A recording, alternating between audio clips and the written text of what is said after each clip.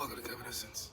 And today I'm going to use my free will and freedom of speech in the United States to, you guessed it, defend pissmogging.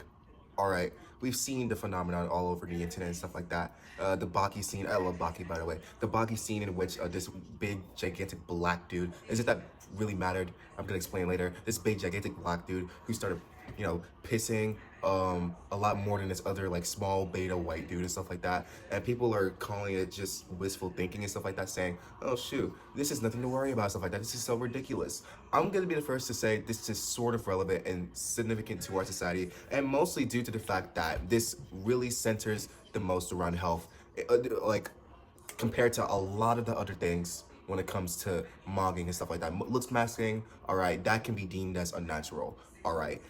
It could be like, looksmaxxing can be through hard maxing, it can be through soft maxing, stuff like that. Either way, it doesn't really correlate to health as much as piss mogging does and piss maxing does. And that's due to the fact that when you piss a lot more and you piss a lot more, piss a lot more piss that is healthy in a sense. And if you're pissing a lot, that goes to show that you are regulating your hydration more than that other person.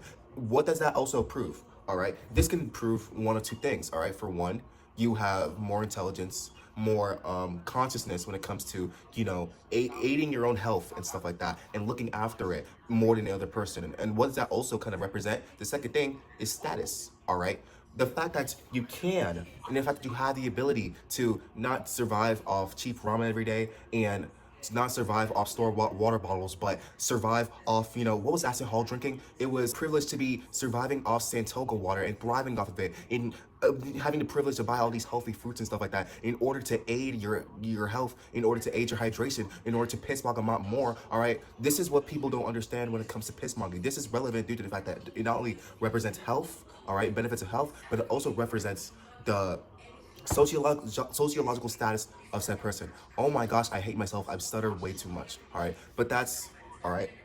I feel like I have articulated my point. Okay.